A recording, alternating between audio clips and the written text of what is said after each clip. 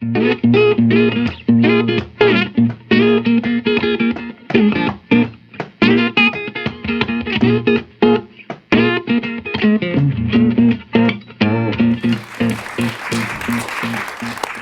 you very much, Richard. That's good, because that makes it feel like it's a live audience for the podcast. Yeah. Can we get a big hello? Hello! There we go. That sounded good. Owen, thank you very much indeed for coming in today. So yes, as Richard mentioned, this is a Belfast International Arts Festival event, but it's also the start of the Big World podcast, which is to a certain extent another white middle class boy starts another podcast, but it's also an effort to engage with artists in Ireland, across the UK, wherever they come from, to talk about their work, to talk about their inspiration, and to talk about why they've done it, how they ended up doing it, I suppose is the question as well, in order to recognise and to celebrate the artists we have both in our community and in other communities. So that's the idea of the podcast. But this event is to talk to Owen McCafferty. I'm delighted that Owen could join us on December the 6th, just before the forthcoming election. So whilst you're getting your polling cards ready, you can go to see Ordinary Love, which is released on December the 6th, which is Owen's first screenplay. Mm-hmm. And it's starring Leslie Manville, Manville, isn't it? It's not Mandeville. Manville, that's it. And Liam Neeson, directed by Lisa Barrister and Glenn Leyburn of Good Vibrations fame. And here's a little review that I wrote of it. The film is the story of the year in the life of a middle-aged couple from somewhere in Northern Ireland who face a diagnosis of breast cancer. It's a moving and emotional film which values the quiet details of a life lived and holds its characters in its care with compassion, humour, honesty and understanding. That's a recognisable treatment of humanity to anyone who's seen Owen's stage work developed over a 25-year career in plays such as Scenes from Big Picture, Shoot the Crow, Quietly and Mojo Mickybo. So after that short review, how did Ordinary Love come about? Like anything else, these things come about because you're asked, I suppose. Two things, I suppose, collided that made the whole thing come about. I'd been writing plays for 25 years and had previously been asked a few times, I think, to write a screenplay and hadn't thought it was the right thing to do. Mm-hmm. I say my father told me this. He's dead a long time now, so I'm not even sure if he did tell me this or whether I've made it up. But I was working on the notion that you should make an attempt to be good at one thing before you start another. I'd been writing plays, so that's why I had sort of held back from doing it, and sort of had no inclination either, if I'm honest about it. Although on a few occasions people had said to me that the way I write could work well within cinema. I'd been writing plays for 25 years. I think I'd got to a point where I felt I needed to move on or to do something different.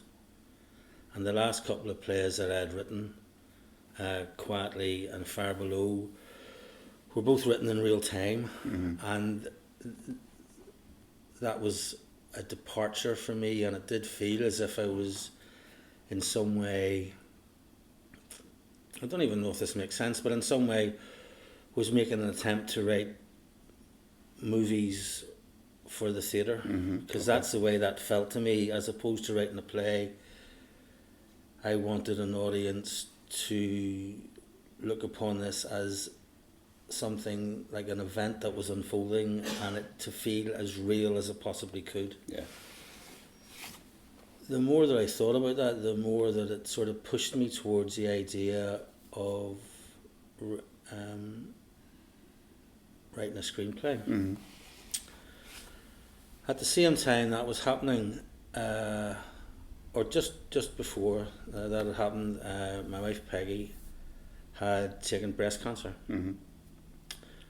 And we had gone through that whole process, that whenever it was diagnosed, what was said to her was that you have a very good chance of getting through this, but this is going to take a year out of your life, and you just have to accept that. So the two of us did, and we went through that year, and in my head, in a sense, whether this is the same for Peggy, I don't know, but in my head that was the end of that, and we were moving on. Yeah. That, right.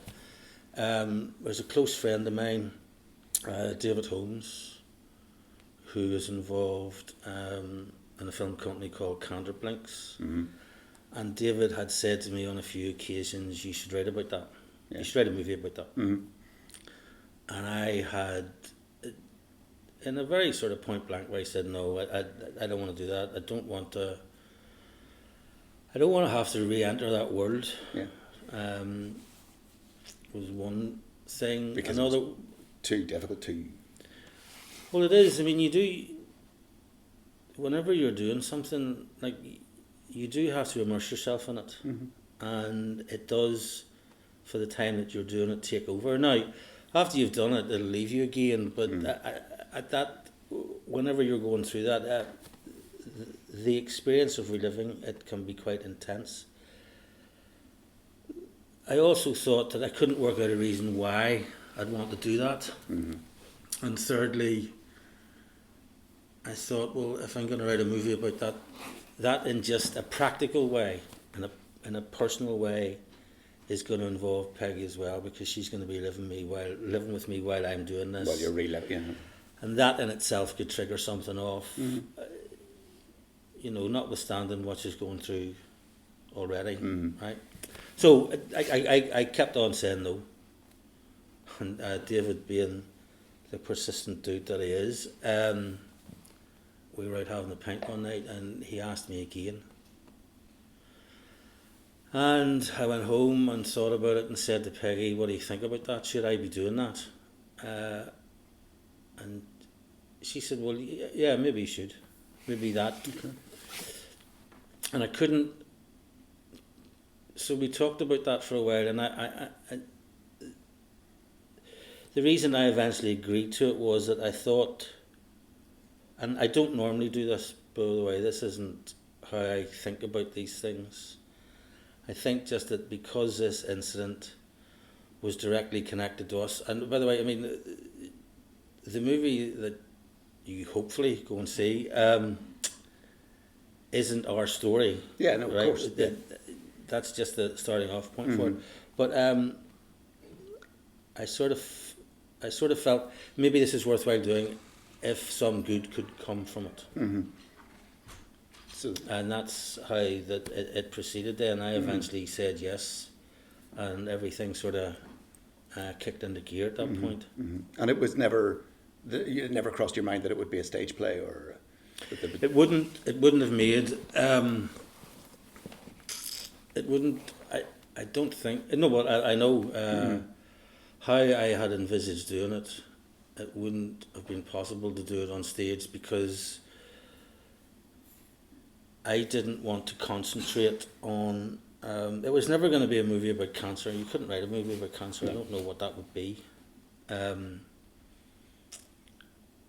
As with a whole lot of things, I have attempted to do what I wanted. The thinking behind it was to show the minutiae of somebody's journey, and in doing that you show the journey. So if you show a whole lot of small things, you show one big thing. And I knew that in doing this I wanted to write about it in a way that was as honest and as real as I could make it. So that was always going to be about tiny moments. Tiny moments on the stage are difficult. And it's not that you can't do them, but they're difficult to sustain, and it's difficult to do a lot of them. In terms of focus and that sort of how an audience reacts. And it's a different type of writing. I mean, I sort of got away with it with the last two plays. I wouldn't have gotten away with it. I mean, it's a very sparse film in the sense that... That's another reason. The sparsity on the stage is difficult. You need to fill the stage with language more often than not. I was never going to do that with this story, so it, in my head, automatically was going to be a movie. And I suppose then you get into the process of when green lights light up and producers and directors come on board and, you know, the money is found and all that sort of stuff. Was that a very different experience than you'd had in terms of theatre? Yeah, I mean, it is a very different experience. I mean, I didn't go into it with any expectations of anything. I'd been told that it would take a long time. Yeah. I'd been told that writers within film were at the bottom of the food chain, which I was prepared to accept. Okay. Not now, by the way, but then. So, to be honest, all that... And I mean, look, and I'd be a bit like this anyway. All that I was really concerned about was writing it. So when I was told, or when I was commissioned to do that, that was my entire focus. What happened after that,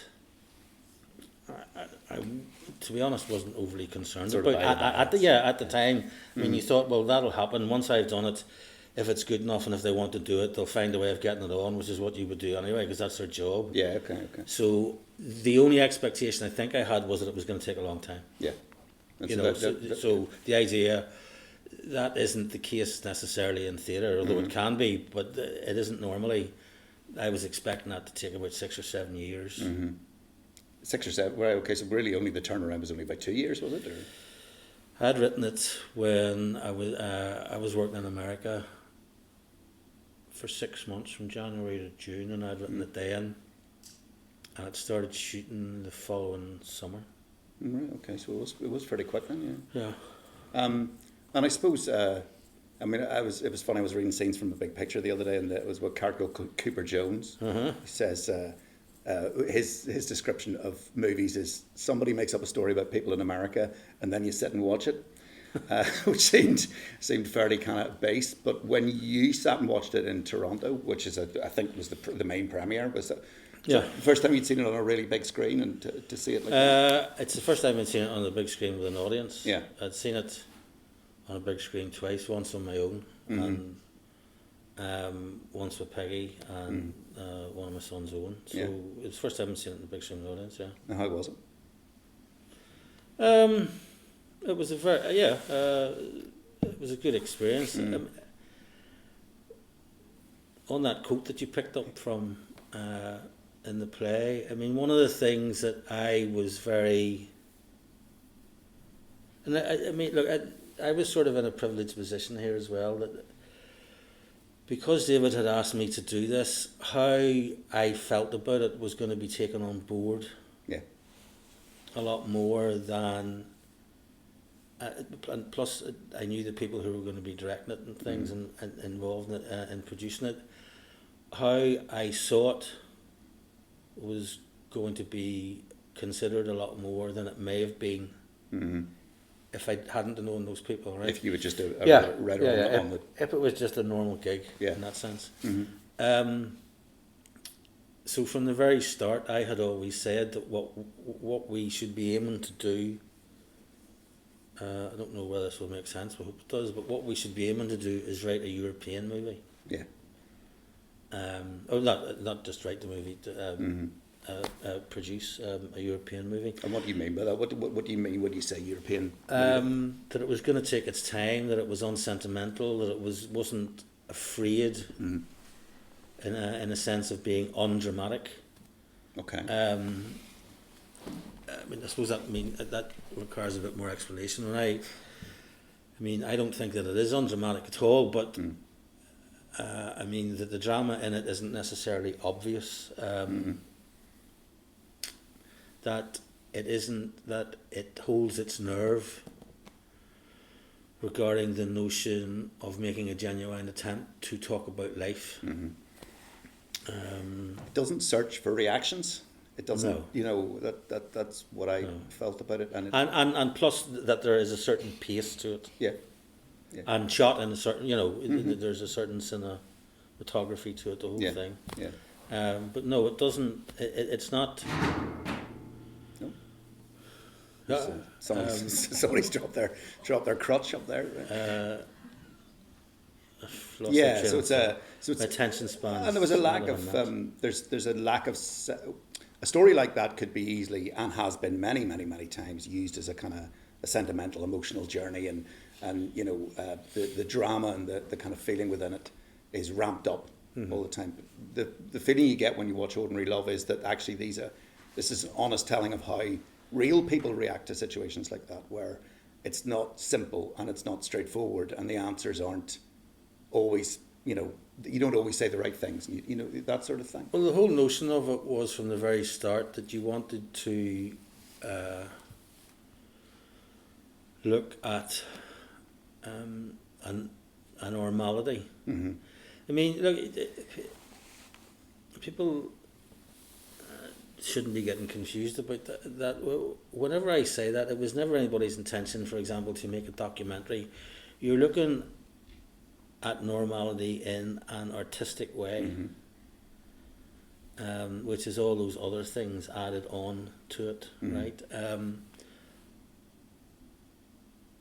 But you do need, I keep on saying this, but I mean, we did talk about this a lot at the start.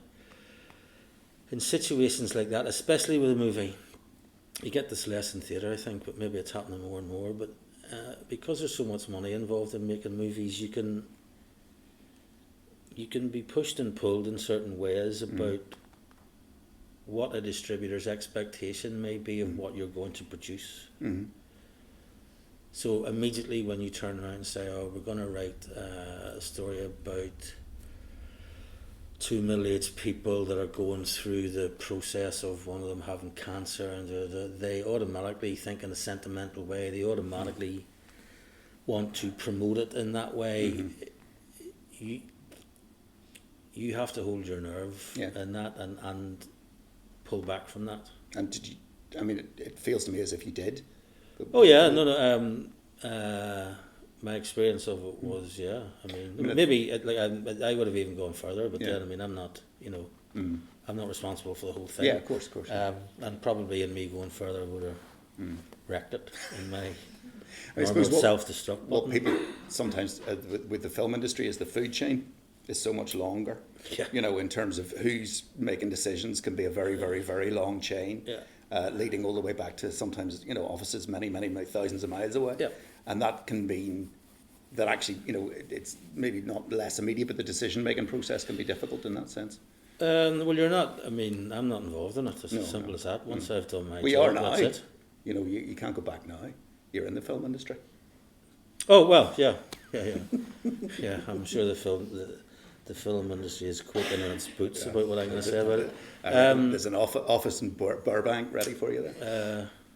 But there is. I would make an attempt to do this anyway. This isn't. I mean, I started out doing this in theatre, and I'll do the same thing in film as well. Although this is less an issue in theatre. Maybe it's become more of an issue in theatre now, actually. That if I go on to write more movies, I will make an attempt to promote the involvement of writers within that world. Not that my experience was a bad one, I'm not saying anything like that, I'm just looking at the overall picture of it. That it seems absurd actually to think that if you watch a movie, other than blockbusters, which I understand and things, but if you watch a movie that has any artistic content to it at all, that you don't think it's a joint thing between writer and director, there's something wrong. I mean, it is a joint effort. And I think that it needs to be seen as such. And I mean, again, look, this is my first crack at this, so I'll be seen as some uppity young 58-year-old. It's a pretty absurd. Young at heart. Young at heart. But I do think that needs to be pointed out within that world. I was interested when you started out as a writer, which is what, early 90s, late 80s, early 90s, is that right? Yeah. I don't know about that. There was no film industry here. Effectively, there was TV and things like that, but there was no, in the sense of the size of the infrastructure now. you know, the idea of a film like Ordinary Love being shot here and produced by local filmmakers would have been ludicrous. Do you think that you would have been attracted when you were starting out as a writer? You would have been attracted by that then. You know, would you have gone towards film if there had been opportunities here at the time? I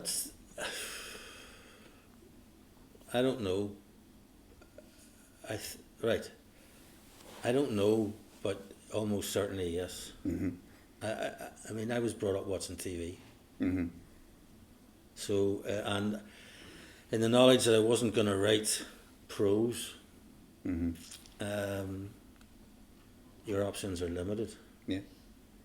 But also theatres were here, they were kind of actively producing. Well, but I mean, I didn't have any background in theatre. I wasn't coming from theatre whenever I started out.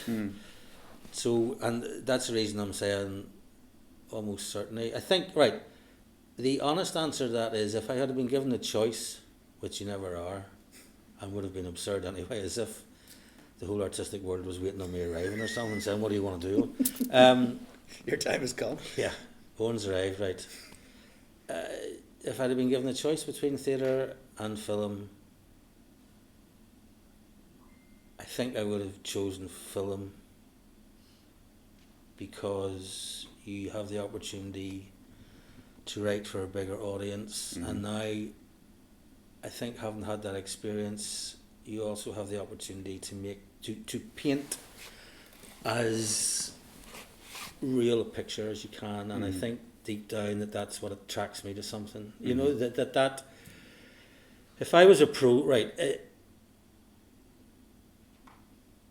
all I ever really wanted to do was describe a brick, right? And I can't. But in the way I've gone about writing for theatre and now maybe embarking on writing, that's what I'm attempting to do. I'm attempting to paint an accurate picture, not necessarily a picture that the audience wants to see, or not necessarily the story the way people may want it to be. I'm just trying to paint as accurate a picture as I possibly can as I see it. It now, in retrospect, looks like, in my mind, that film is the medium to do that. And now that's crazy, and that if you're asking me would I change any of this, no. No, of course, we wouldn't have the plays, and we wouldn't be thankful for you know what I mean, and that, you know, and even in me attempting to do that, although a lot of people wouldn't know that because they probably haven't said that, but me even attempting to do that for me personally was a good thing. Yeah, you know, but also the other side of that is, if I had been given those two choices, the sort of purest, perverse side of me probably would have picked theatre. Okay. In the knowledge that it may have been the more difficult one or something. just to make life difficult for yourself? Well, just to sort of fuck yourself up a bit. Yeah. You know. How did you start as a writer? I'm trying to think the first thing that I ever...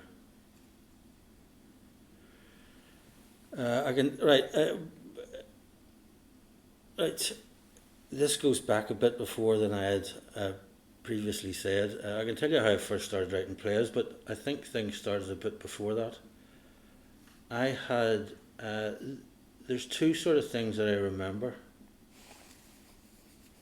One of them was I had written, as a friend of mine was a journalist on the Irish News.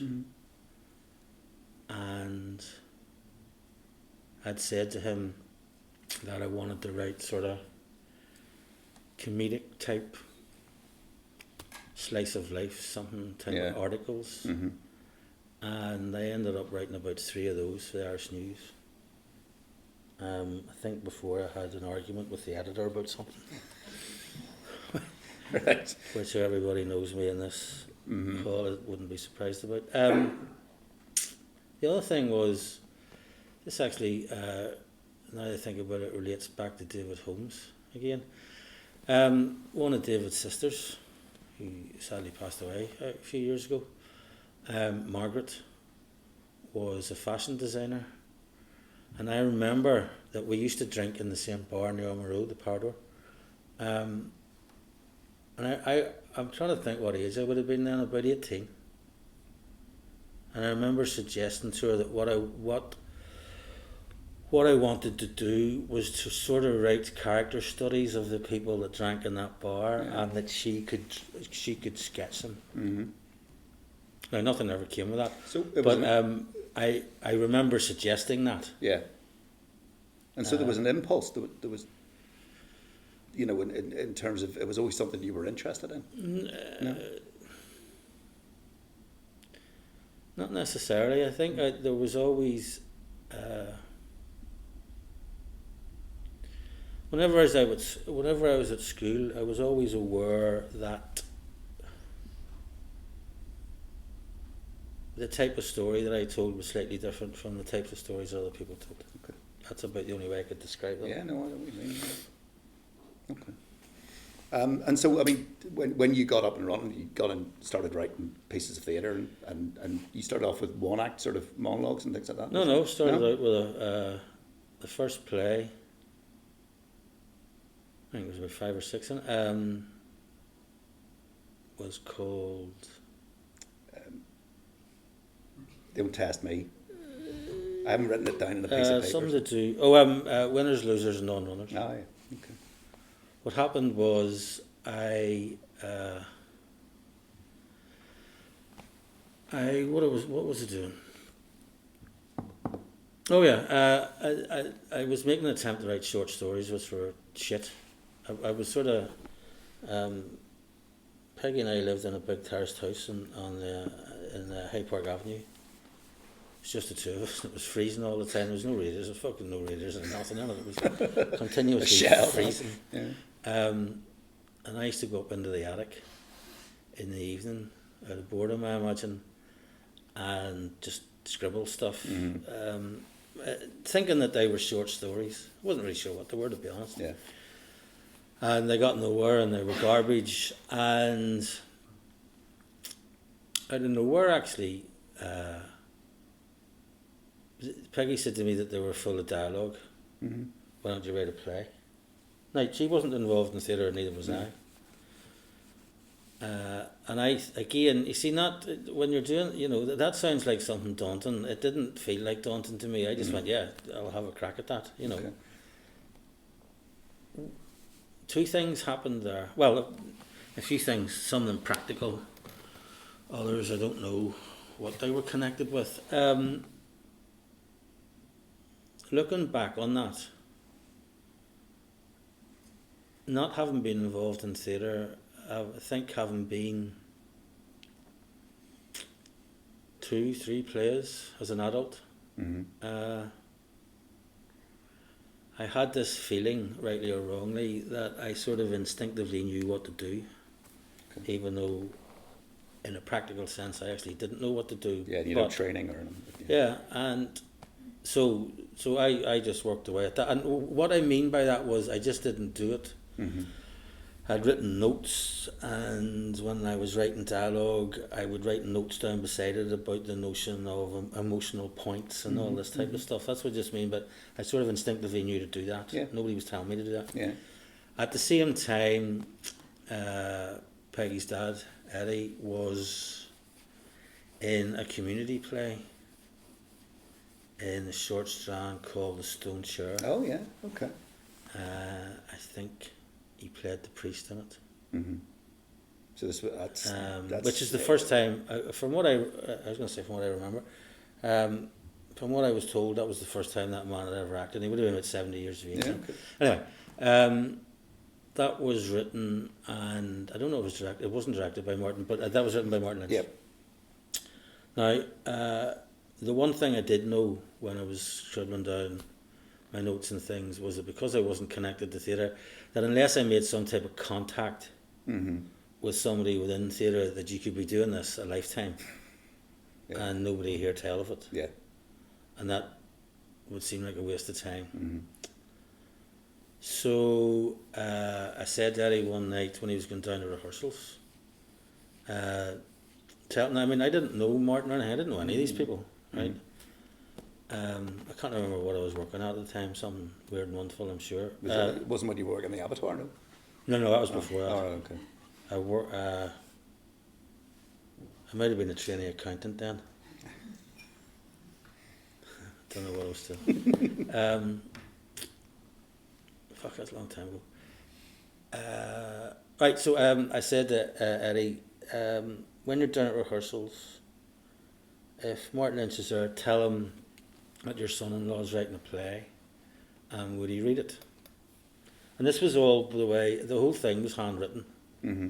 I mean, I still handwrite that, long hand. And he did that. I got word back. Eddie said to me, "Look, he'll get in contact with you." Right. So there was no contact for a while or whatever. Mm-hmm. These were the days before mobile phones. Mm-hmm. Do you have to write you a card or a letter or something? Well, no, I can remember it actually. I was in the Pardour. Pardour's playing a big part in this history at the moment. There'll be a blue plaque on the Pardour one day. Fuck, I hope not.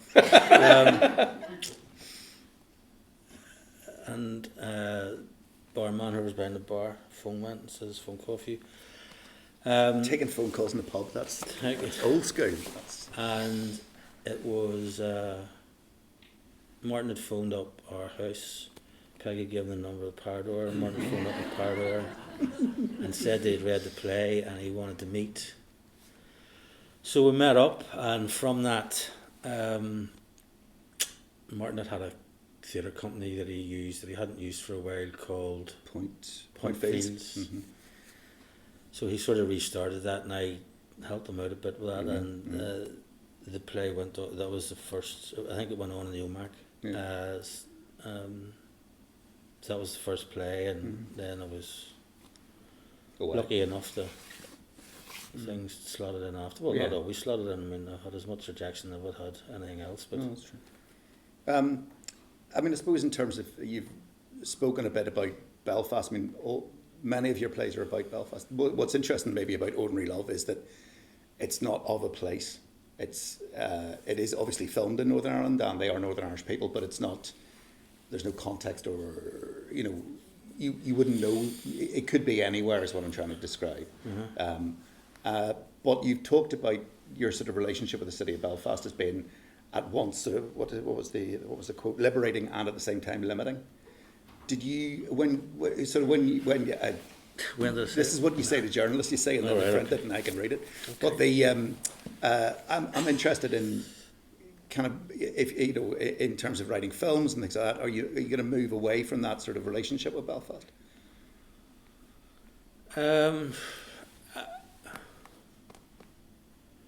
Well, I don't know that I ever was trying to describe Belfast, I have to say.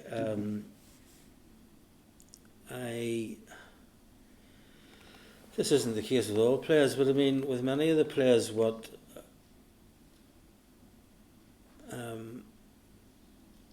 I was trying to do, I suppose, was again try and describe a normality that was going on here. While other people were focusing in on conflict, I wanted to look at what you would call the drama of everyday life in that sense. So, I mean,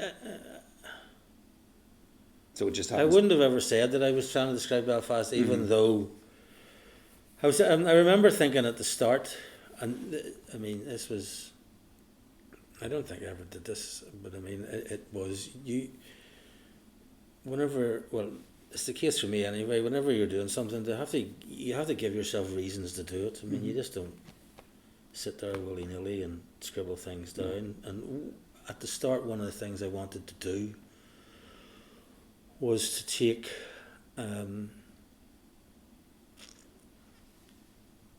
was to try and create, now as I say, I don't think I was successful in this, but I wanted to try and create a sort of a Belfast speak or something for the theatre, or to take what you would call everyday language and heighten it. Mm-hmm. I mean, what I found, I was rereading a lot of the plays, and especially the ones that you were writing for the National in sort of early 2000s. Scenes from The Big Picture is the most famous, but there are others as well. And the idea of English audiences kind of getting to grips with the idea of double dunters and the kind of the language of Belfast, the kind of take them a while, I have to say. the argot that kind of you put on stage, for English audiences was very interesting. I mean, was that you were trying to sum up, you were trying to capture the way that people spoke? You said to me recently about there was a quote that you said about high art and low, or something you said. All right. That was over the years. I mean, whenever you're interviewed, you're asked roughly the same type of questions time and time again. Of course, not your good self. Oh, indeed. How you got started, or what? One of them is where you sort of see yourself, or within that world, or what type of thing you do, and I had always difficulty with that because I hadn't thought about that very much. I mean, I just went under the sort of the umbrella word of playwright. I didn't necessarily analyse that and break that down. And the more I thought about it, two things occurred to me that what in theatre, both of these things actually came from other people. I didn't think these things up, but once they'd been said to me, it sort of made sense. Somebody described the plays as poetic realism, and I sort of thought, I get that. And I was described, and this is the one I like actually. It sort of makes me feel cool. That I was high-low art. Yeah. And I sort of get that. Mm-hmm. Because if I mean this I mean, if there was an ambition within all that, it would be a merge of two things, and it would be to have as many people understand what you're doing, and at the same time make that as artistic as you possibly can. Mm-hmm. So the idea of it being high-low art sort of makes sense to me, because that's how I would understand something. Yeah. And the kind of people that you wrote about hadn't necessarily been ever seen on those stages before. I mean, I'm aware at the start that I used to say that all the time, that I wanted to give people that hadn't a voice. Mm. I wouldn't be as arrogant as to say that now. I don't think. I mean, I don't see it as such, but I do. I see it in another way now that and again, I mean, what I was saying earlier on about you need to give yourself a reason for doing these things. That doesn't necessarily mean that I'm successful in this coming out in my work. It may or may not be the case. But how I see that all now is that any story that I make an attempt to tell, I want people to leave the theatre or the cinema, and part of the experience being that and I mean, look, we are all aware of this anyway, and I think half of the time all that's happening when you are told a story is that it reminds you of something you already know. That's all that's really happening. You're not really learning anything new. You're just being reminded of something that you already know. And the thing that I seem to be wanting to remind people that they already know anyway is that while their life is passing by, so is somebody else's. Yeah. And that you take cognizance of that, you be aware of that. Mm-hmm. So that's how. And I'm not saying this in the sense that I'm being evangelical and I want everybody to react like that to other people and everything else. I don't really care about that. That's not my issue. But that's how I want the characters on stage or in a movie to react to each other, or to be aware of that, or to see that in its entirety, and that you become aware of that. Yeah. So plays like Quietly, there is that sense that something happened. My there were life was people- happening too. Yeah. I mean, but Quatley is a very good example of that because they are given time to actually express that, and without saying that, although one of them might actually say this, I can't remember now. But that is a case where two people are saying, our lives happened in parallel here. They were both happening at the same time. You know. So one final question for me, and then we'll ask the audience if they've got any. But what are your? I suppose you've really just summed that up in terms of that's what you want with Ordinary Love. You want people to feel in that way. What's next after Ordinary Love? Where do you go from there? Immediately. Well, no, not like tomorrow, but Tomorrow. you know, kind of. I've just started. I'm working on a play for the Donmar in London. I've written a version of Dostoevsky's The Gambler. So we had a workshop on that, and I've just sent them another draft of that. So we'll see how that goes. And I've just started writing another movie called Breathing. Right. Okay. Can you give us anything about it, or is it too early? It's brilliant. There you go. You heard it here first, everyone. That's so. Is that? Yeah, that's, that'll do. That's Brilliant. fair enough. Stick that in the posters. Anyone got any questions for Owen before we wrap up today? You can stick your hands in the air if you want. No? Don't be shy. Oh, I'm we'll just wait until they get the microphone here so we can all hear you. interested to know what your wife Peggy thought about the film that we're about to see in December. I think. Well, there's different sort of processes I think that we've gone through with the whole thing.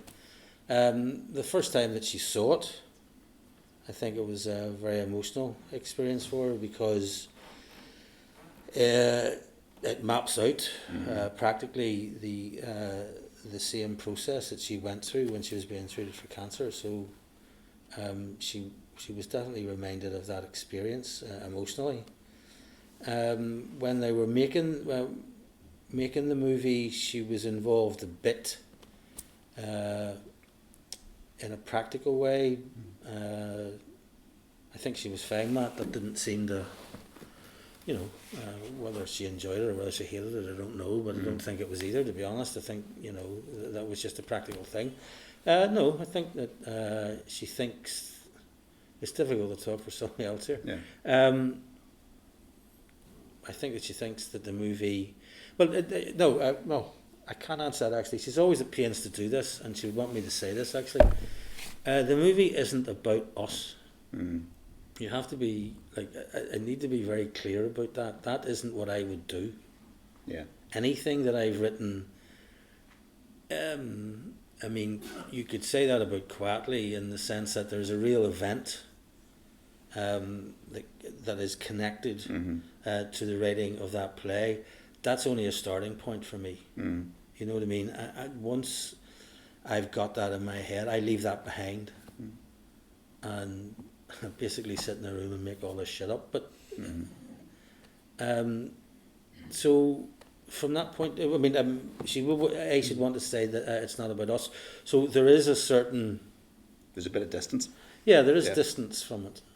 So it was emotional the first time that both of us saw it. It is less so now. It was a bit emotional the first time we saw it in Toronto because we were in an audience of 1,500 people. It had an impact. It's quite heightened, quite kind of. Well, yeah, and I mean after it was over, because of where we were standing, there was women of a certain age coming over to her, saying "You're great." Which was a pain in the ass actually, because I was waiting on them to come over and say I was great. And that didn't happen. It's sort of. It's not easy. I think the technical word for that is that it fucked me off. Okay. No, but I mean, it didn't. It wasn't. The experience wasn't gut wrenching for her or anything like that. It is different in that I hadn't worked like that before. In that this had happened to her.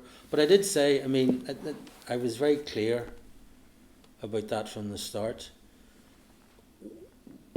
once I had said to Peggy, should I do this? If at any point in that conversation she had said, no, I don't, I'd have went fine. Yeah. And there wouldn't have been an issue about that at all. There wouldn't have been another conversation about it. That would have been fine. Okay, thank you. Any other questions before we wrap up? Roger, just if you whip the mic there, thank you.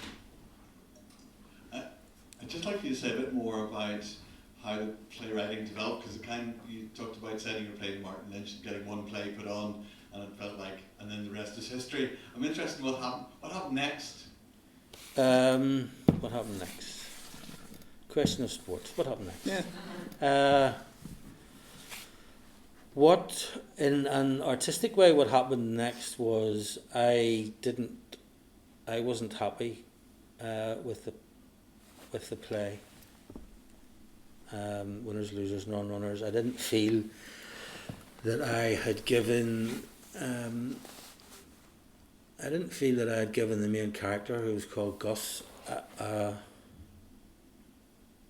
enough time to explain himself or to examine the situation he was in. So I went on to write a one-man show called I Won't Dance, Don't Ask Me. That's good, I remember that. I Won't Dance, Don't Ask Me. Sean Caffrey. With Sean Caffrey, who the brilliant Sean Caffrey, who acted and directed it. And that toured around the country, but in a practical sense, that was the next thing. I then did a small thing for Point Fields. Once I was on the board of Point Fields at one stage, but once I knew that I was going to write plays, I stopped doing that because I realised that you'd have to detach yourself from the theatre company. I'd written a thing called The Waiting List, which the great David Grant directed, and Lola Roddy was in. And Patrick O'Kane was in that as well, was he? No, it was just a one-man on? show. He was in another one later on, years ago. But in a way, what two things happened with that, which is, rather than go into everything that I did after that, two things happened that I realised I was going to continue to do this. And this actually is important, and I said this to any time I'm talking to young playwrights and the things. I think that this is important, and that people working in theatre. Somebody told me I was good, and I needed that. You need somebody to honestly say. And what was good about that was they told me something specific, not just in a general sense in that way, oh, that was great and everything else. I don't really care about that. What they said was that you seem to have an ability to write dialogue. And that gave me the confidence to go, right, I can do that, so I can now forget about that. Right? Which is right. The other thing was, I knew that there was no, regarding reviews and things, and it wasn't at all badly reviewed, but it dawned on me that no review was going to stop me from writing another play. So it didn't really matter what anybody was going to say, and that sort of freed me up to think, well, I'll do what I want then. I'll push forward with things that people may say, well, I'm not sure that's going to work or not, and that again was liberating. That was but that I'm not sure if that would have happened if those small things hadn't have happened. That those small external things hadn't have happened. Yes. One very last quick question. This is more anecdotal. Oh yeah, can we just get the mic and then the people at home can hear you? 3 years ago, I was at a kind of creative crossroads in my own kind of professional capacity, and I had a moment where in my lunch break I'd gone off. You probably remember the story, or you may not, but I had a moment where I went off my lunch break to No Alibis. Oh, the girl with the book. Yes. The girl with the book. I remember. I'm glad you remembered, because actually, so this was 3 years ago, and I was working in the arts, I'm still working in the arts, but creatively I was at a crossroads in terms of my own writing and performing because I'm an actress. And I had gone up and I had gone to the drama, as I frequently did in the Wallabies, went to the drama department and had looked through the plays, bought your anthology of plays, was like, yeah, I love one's work, and I'd done my Masters in Drama at Queen's, hadn't really done anything since. I thought, you know what, I love one's work, I'll go and have a read of some of his plays, and maybe it might give me some inspiration again. Got my sandwich, came back round to work, and who went round the corner but Owen? And I was like, and he'd never known me, never met me, and I said, this is like, and I actually stood in the Wallabies and gone, universe, will you give me a sign? Because I don't think I'm supposed to be an arts admin for the rest of my life. What? I think I should be doing something more creative. Best job in the world. And so I walked around, saw Owen, and I said, Owen McCafferty. And he was like, yeah. And I went, you're not going to believe this, but I've just bought your anthology of plays. I'm having a moment, and it's too important because of the work that you do, the human stories in Belfast, in Northern Ireland. And I thought, I have to just say to you, and you were very insistent on like signing the book, signing the anthology of plays, and we didn't have the pen. We had to go into work, and then I showed you my place of work. I remember that. Yep. And I'm actually really happy to say that I have gone back acting. I've done a few films. I joined Tinderbox Theatre Company. I did their play machine. So I'd never done anything physical. I hadn't done anything. So that was very liberating. And I'm in the process of writing my one-woman play that I've been trying to write for about 8 years. That has now got a life of its own. And it's due for completion in January 2020. I have the support of SANS, who are still running the Natal Death Society, because it's a one-woman play about baby loss. And it sounds sad, but it's actually not. It's a very liberating, uplifting play. Okay. And I feel that if I hadn't have bumped into Owen 3 years ago, on my lunch break, bought your anthology of plays, I actually wouldn't be in the position that I'm in now. Oh, Thank you very much. Thank you. Oh, that's who bought the book. Yep. There you go. The one and That's the only. one fella. Thank you very much for that story. Well, yeah, you were saying about just forgetting about the reviews and keeping on doing what you want to do. And having seen Ordinary Love, which I hope every last single person in this room will also do on 6th of December or not before. Yeah, keep doing that and keep doing what you need to do. Thank you very much. Thank you all very much for being here. Thanks to the Crescent for hosting us, Belfast International Arts Festival as ever. The podcast will be up probably tomorrow, so tell your friends. But most of all, Owen, thank you very much for coming along today. That's all. Thank you.